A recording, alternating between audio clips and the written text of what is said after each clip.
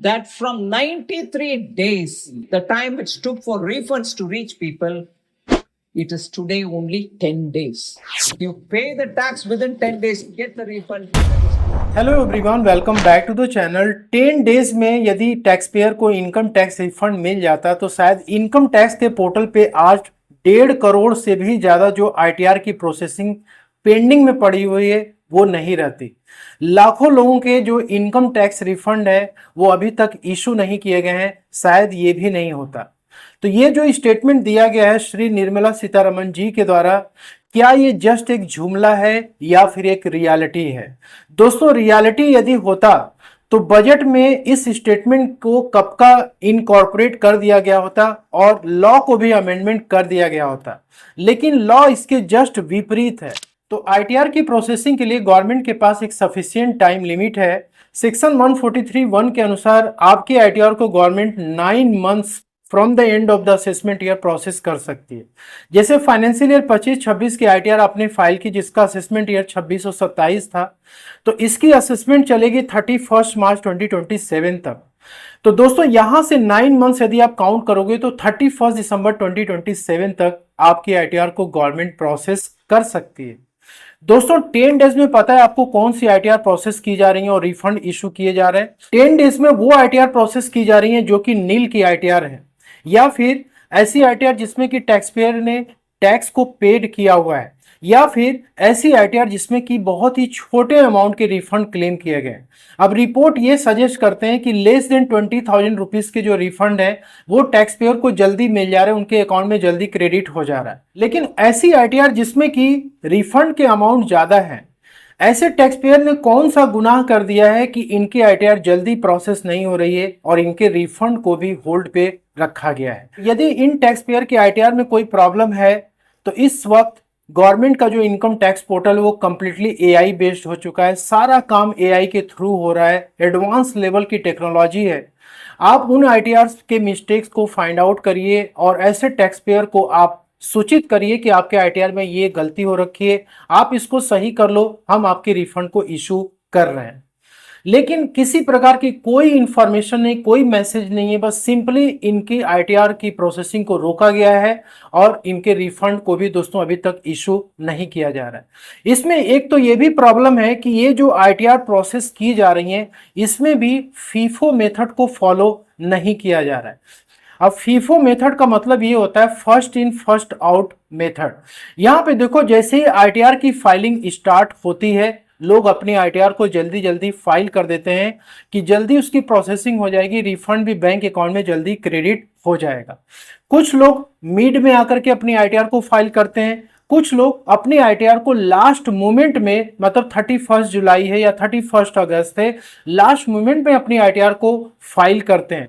कुछ लोग belated ITR file करते हैं, ड्यू डेट के बाद करते हैं। लेकिन जब आईटीआर की प्रोसेसिंग होती है तो जिन लोगों ने शुरू में अपनी आईटीआर फाइल की थी उनकी प्रोसेसिंग नहीं होती है, लेकिन कुछ लोगों की मिड वाली जो होती है वो जल्दी प्रोसेस हो जाती है, या बिलेटेड आईटीआर जल्दी प्रोसेस हो जाती है, या फिर एंड या फिर लास्ट डेट की आईटीआर जल्दी प्रोसेस होती है और लोगों के रिफंड इशू किए जाते हैं।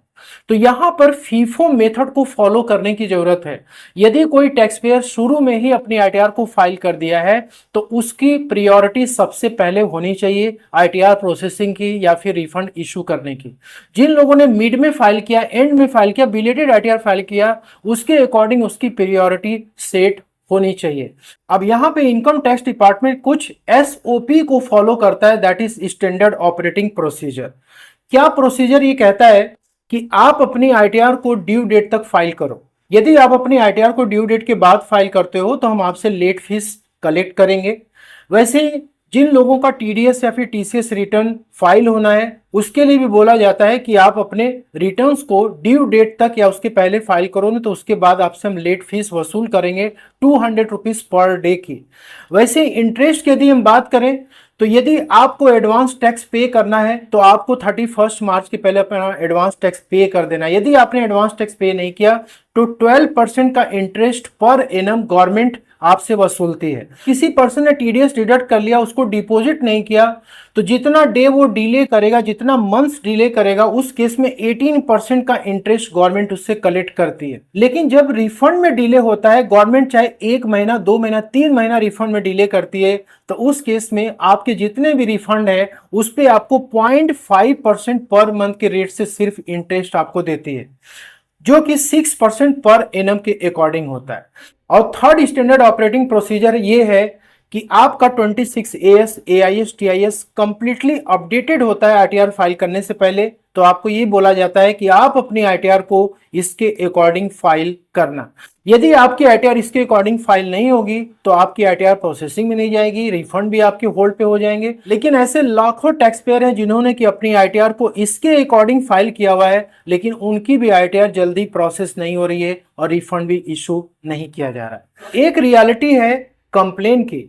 बहुत सारे टैक्स पेयर ऐसे हैं जो कि ITR को जल्दी प्रोसेस करवाने के लिए या रिफंड को जल्दी लेने के लिए वो बहुत सारे तरीके अपनाते हैं। वो ईमेल करते हैं, कॉल करते हैं, ग्रीवेंस रेज करते हैं इनकम टैक्स पोर्टल पे, लेकिन स्टैंडर्ड रिप्लाई यही आती है कि आपकी ITR को हम थॉरोली चेक कर रहे हैं। बहुत सारे एनेक्जर्स हैं, उससे आपके ITR की इंफॉर्मेशन को क्रॉस वेरीफाई किया जा रहा है, कई सारे शेड्यूल्स को चेक किया जा रहा है और आपके ITR में जो भी इंफॉर्मेशन दी गई है और जो रिफंड क्लेम किए गए उसको हम प्रॉपर तरीके से चेक कर रहे हैं। तो जब तक इसकी चेकिंग कंप्लीट नहीं हो जाती है तब तक आपकी ITR प्रोसेस नहीं होगी, तो आपको यहां पे वेट करने की जरूरत है। ITR की प्रोसेसिंग CPC बेंगलोर यूनिट करती है और ये ITR बैच में प्रोसेस किए जाते हैं। लेकिन बैच में वो ITR पहले सेलेक्ट की जाती है जो नील की ITR है, टैक्स पेड वाली है या फिर स्मॉल रिफंड वाली ITR है। अब इससे कोई फर्क नहीं पड़ता है कि आपने ITR बिगिनिंग में फाइल की थी, मिड में की थी, लास्ट डेट को की थी या बिलेटेड ITR आपने फाइल की हुई थी, क्योंकि वहां पर फीफो मेथड तो फॉलो किया ही नहीं जा रहा। तो ऐसी ITR यदि इस बैच में फॉल कर रही हैं तो उसकी प्रोसेसिंग जल्दी हो जाती है।